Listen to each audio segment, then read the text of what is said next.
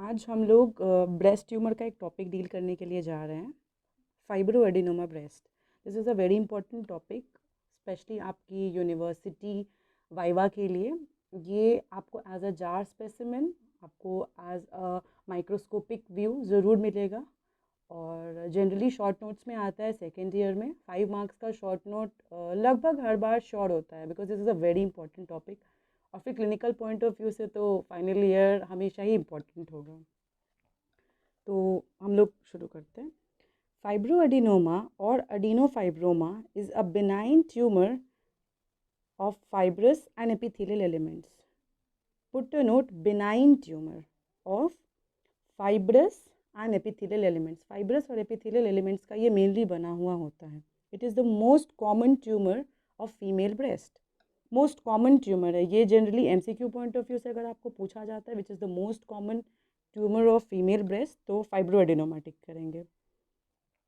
दो ये it can occur at any as during life time, but it is more likely to happen between 15 to 30 years of age, 15 to 30 years. Clinically, generally it appears as a solitary, discrete, freely mobile nodule within the breast.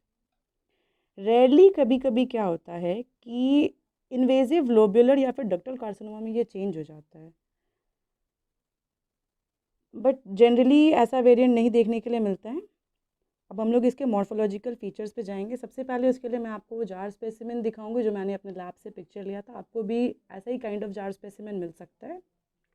This is the jar specimen of fibroadenoma breast. इसको हम लोगों को viva में explain करने के लिए कहा जाता है। तो हम लोग इसको कैसे एक्सप्लेन करेंगे? The morphological feature like fibroadenoma is a typical small 2 to 4 centimeter diameter, solitary, well encapsulated, spherical or discoid mass। फिर हम लोग इसके कट सरफेस पे जाएंगे जो कि generally it gives an appearance of a firm grey white, slightly myxoid and sometimes, generally ऐसा दिखता नहीं है बट समटाइम्स आपको ऐसा सैंपल मिल सकता है जिसमें कि it may show a slit like spaces which are form by compress ducts. Ducts के कंप्रेशन हो जाते हैं, इसमें इतना ज़्यादा फाइब्रस स्ट्रोमा का ग्रोथ हो जाता है कि डक्ट्स कंप्रेस हो जाता है। तो slit like opening, compress ducts आपको मिल सकता है अपने मॉर्फोलॉजिकल फीचर में देखने के लिए।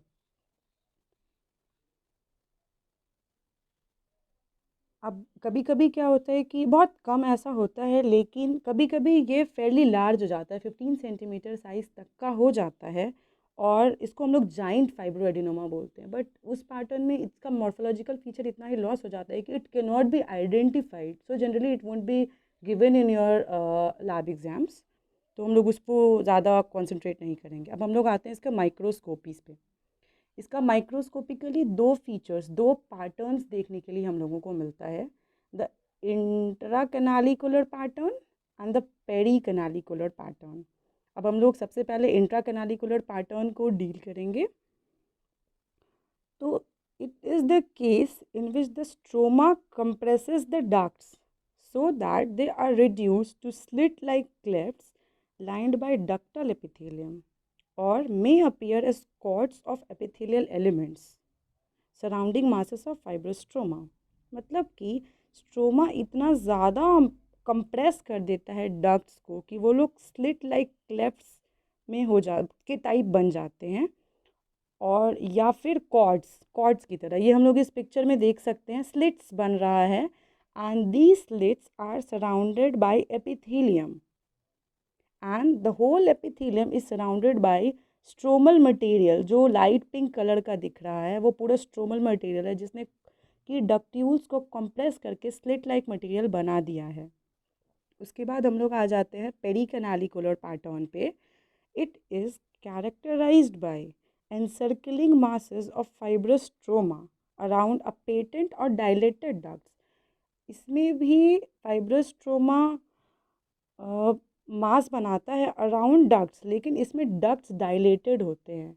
उस पिक्चर के कंपैरिजन में आपको दिख रहा होगा कि वाइट स्पेसेस ज़्यादा प्रोमिनेंट है यहाँ पे। So these are dilated ducts जिसके अराउंड एपिथेलियम की लाइनिंग है और फाइब्रोस्टोमा सराउंडिंग दिख रहा होगा। अब इन दोनों पिक्चर्स के अराउंड हम लोगों को माइक्रोस्कोपिक फीचर्स इसके दिख रहे होंगे। लेकिन ओरिजिनली माइक्रोस्कोपिक फीचर्स ऐसा आपको लैब में बिल्कुल भी नहीं दिखने वाला है। ये जो ओरिजिनल लैब की पिक्चर मैंने जो अपने से ली है वो मैं इसमें ऐड करना चाहूँगी आप लोगों के लिए।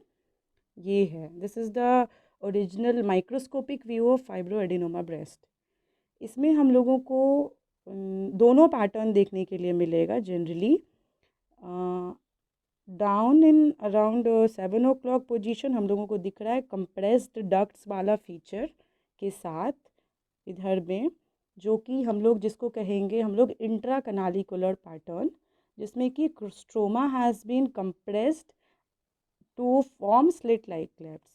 और हम लोग ऊपर 12 o'clock व्यू पे देखेंगे अराउंड 12 o'clock, तो हम लोगों को मिलेगा पेरी कनालिकुलर पैटर्न, जिसमें पेटेंट डक्ट्स के अराउंड एपिथेलियम है और स्ट्रोमा का इन्वेजन हुआ है। The lightest pink portion is stroma, जो डार्क पिंक है that is epithelial cells, and जो सेंटर में वाइट स्पेसेस है दैट आर ओपन डक्ट्स, जहाँ पे कम नहीं है that is ducts reduce into slit like spaces. और अब जनरली जब आप यहाँ तक पहुँच चुके होंगे अपने वाइवा के दौरान, तो आप लोगों से ऑनर्स मार्क्स के लिए टीचर्स क्वेश्चन पूछने के लिए बैठेंगे, तो मैं आपको वो भी बता देना चाहूँगी।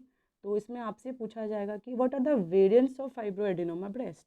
तो जनरली 3 नाम बोलना ही काफ़ी हो जाता है। तो 3 नाम में वेरिएंट्स हैं tubular adenoma, lactating adenoma and juvenile fibroadenoma. Although उतना इम्पॉर्टेंट नहीं है इसका एक्सप्लेनेशन, लेकिन आप सुन लीजिए, अगर आगे पूछा जाए तो आप आंसर दे सकें। तो सबसे पहले हम लोग थोड़ा सा डील करते हैं ट्यूबुलर एडिनोमा को। The fibrous tissue element in the tumour is scanty, मतलब जो जनरल फाइब्रस टिश्यू एलिमेंट था हमारे फाइब्रोएडिनोमा में, ये उसमें स्कैंटी हो जाता है। And instead predominantly it is composed of close packed ductular और एसिनर proliferation। तो उसमें मेन जो it is predominantly composed of ductular and acinar proliferation, इसलिए इसको कहा जाता है ट्यूबुलर एडिनोमा। और दूसरा आ जाते हैं हम लोग lactating adenoma. It is an adenoma which is composed of acini with secretory activity, means the secretory activity of these cells are highly increased. This generally takes place during pregnancy and lactation, इसलिए हम लोग इसको lactating adenoma बोलते हैं। और तीसरा variant आता है juvenile fibroadenoma, which is a very very uncommon variant. और ये हम लोगों को दिखेगा जनरली एडोलेसेंट गर्ल्स में, और larger and rapidly growing mass होता है। लेकिन इसका जो मोस्ट इम्पॉर्टेंट फीचर है that is that it does not recur after excision. एक बार एक्साइज कर दिया, this is not going to recur in that female. तो इतना ही सा था। और इसके बाद मैं अपने नोट्स ऐड ज्वाइन करना चाहूँगी ताकि आप लोग उसको देख करके और अच्छे से पढ़ सकें। The first page is this and the second page is this. Thank you.